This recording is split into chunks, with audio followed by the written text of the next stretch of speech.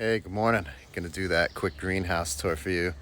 This greenhouse here I got for free from a neighbor who had it fall over on her and gave up on it. There's some rips that will need to be fixed, and the net there, or some little deer is gonna poke his head through. And right now I just have some chairs blocking it so some deer don't try to get in. Sometimes we use fence to block that, but it's a 12 by 7 by 7 greenhouse. Pretty inexpensive. You can get them for like a couple $100. And it's just tomatoes in here. I used whatever rocks and cinder blocks I could find around the yard. Didn't really buy any of these, and just filled it up with soil over time. I like to grow my tomatoes in here because at least these are more protected, and it gets warmer in here, so they'll start fruiting sooner than the ones outside in the garden. But I use these strings here, the tomato twine, just tie it up to the rafters up here.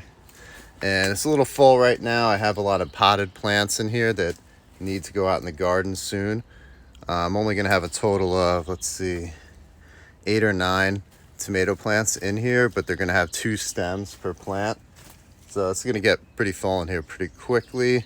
And the irrigation that I use is drip irrigation.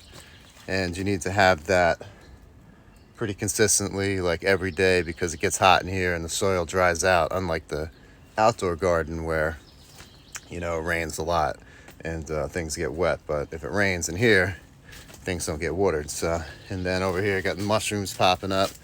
They keep popping up in here, the wine capsufaria, because it's all wood chips underneath and around this greenhouse, and that's their food. They love it.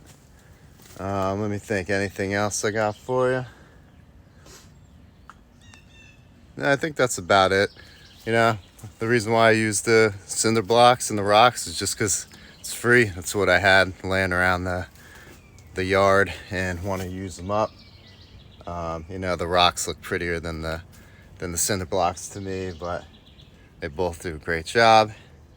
And you reuse your soil too. Like, I take all my potted soil from last year. I had fabric pots here last year lined up, like 5 of them. But then I built out the bed and I just dumped all the soil from those fabric pots right into the bed, and now I got a permanent bed. Hope you like that tour. I'll go more in depth into the rest of the garden and my irrigation setup in the future. Have a good day.